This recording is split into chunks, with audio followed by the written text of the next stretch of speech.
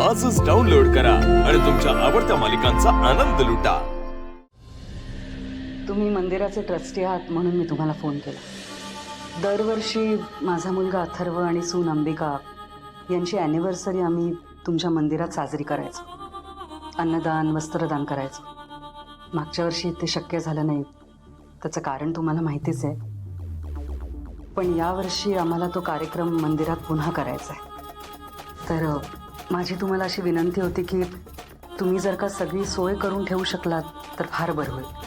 हो हो हो, आणि जे काही पैसे असतील ते मी पाठवून देईन। हो चालेल, धन्यवाद।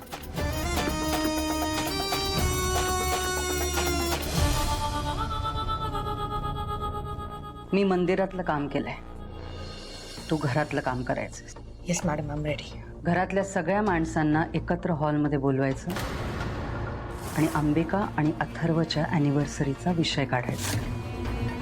ॲनिव्हर्सरी साजरी करायची याचा हट्ट धरायचा।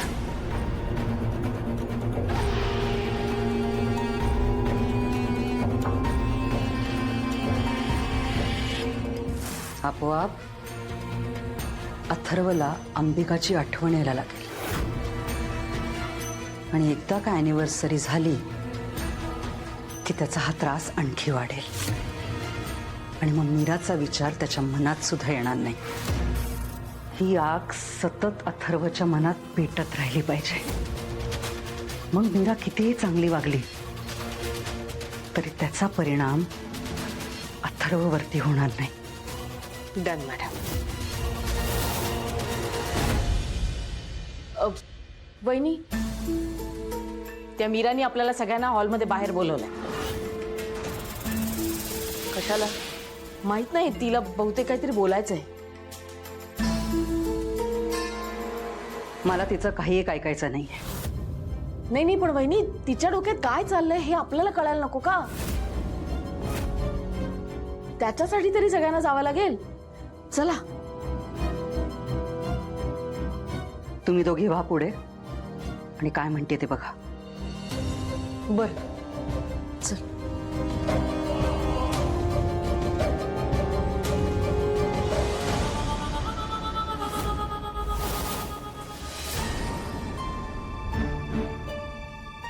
हे बा आनंद्या, आता माया पण आली। आता तरी सांग, का बोलवलंय सगळ्यांना?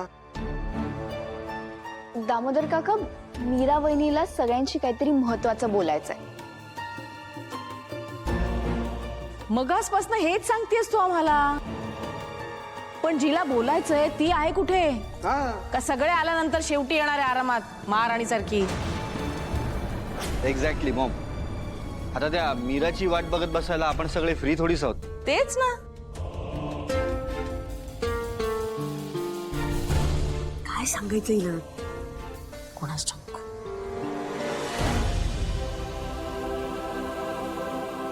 ती बघा, मीरा वहिनी आली। आता तीच सांगेल तुम्हाला।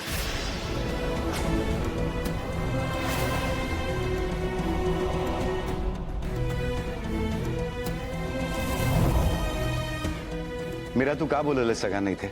दादासाहेब, 4 दिवसात वेदाचे बाबा आणि अंबिकाताईंची ॲनिव्हर्सरी आहे।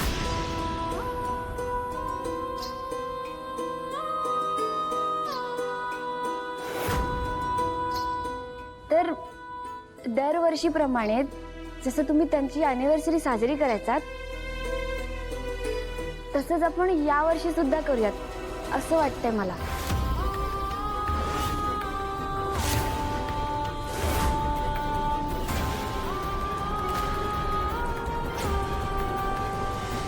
कसं माहिती सगळं? तेच तर, अगं आता येताना तू मला सांगितलंस ना हे, मग ह्याच्यापर्यंत कसं पोचलं? काय का प्लॅन करतेय? पण मीरा, अंबिका हयात नाहीये, मग अॅनिव्हर्सरी साजरी कशी करणार? हो ना,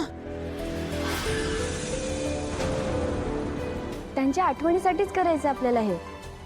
म्हणजे तुमच्यासाठी हा दिवस आधीसारखाच असेल।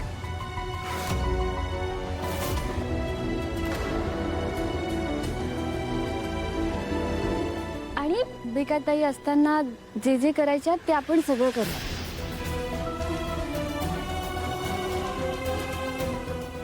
मीरा वहिनी, मला खूप आवडली आहे ही आयडिया.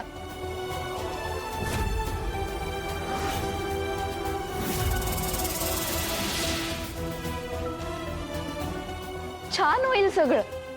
आणि आय नो की असा विचार फक्त तूच करू शकतेस.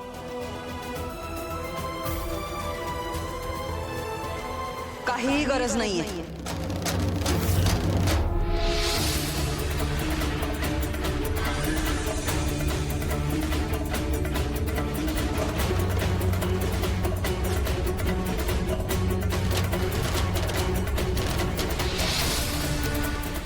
काहीही गरज नाहीये अॅनिव्हर्सरी साजरी करायची.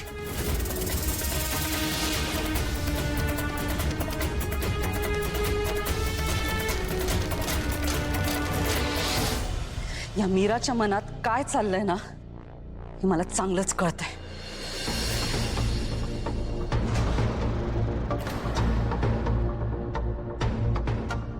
आई अगं, हा चांगलाच विचार आहे वहिनीचा.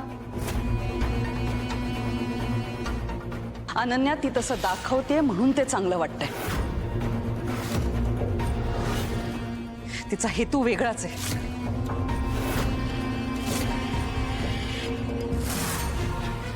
दादासाहेब, तुम्हीच विचार करा. एखादी बाई जेव्हा दुसरी पत्नी म्हणून एखाद्या पुरुषाच्या आयुष्यात येते तेव्हा तिचा सगळ्यात आधी काय प्रयत्न असायला हवा?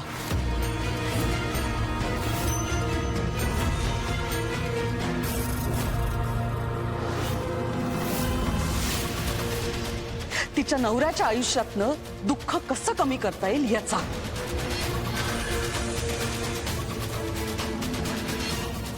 आपल्या पहिल्या बायकोला विसरून, तिच्या आठवणींना विसरून त्याला कसं नॉर्मल करता येईल याचा.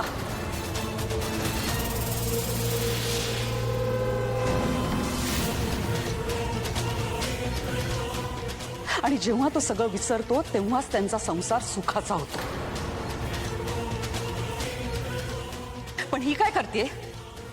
अथर्व आणि वेदाला अंबिकाच्या दुःखातनं बाहेर काढण्याऐवजी त्यांना त्याच दुःखात ढकलते.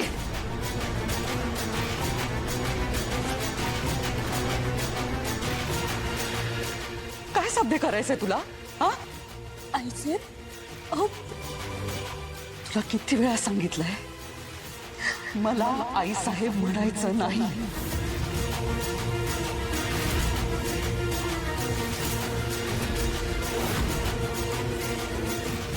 आई, तुमचा मीराबद्दल गैरसमज झालाय.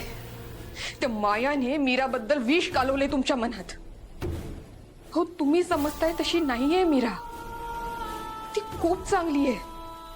माझ्या मनात मीरा, तुझ्या मनात काय चाललंय ना हे आम्हाला सगळ्यांनाच कळतंय.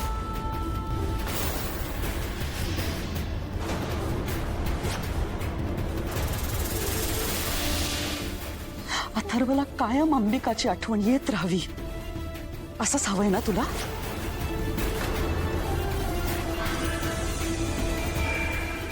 या घराची श्रीमंती, वैभव पाहिलंस तू, आणि त्या श्रीमंती पायीच अथर्वला फसवून त्याच्याशी लग्न केलंस.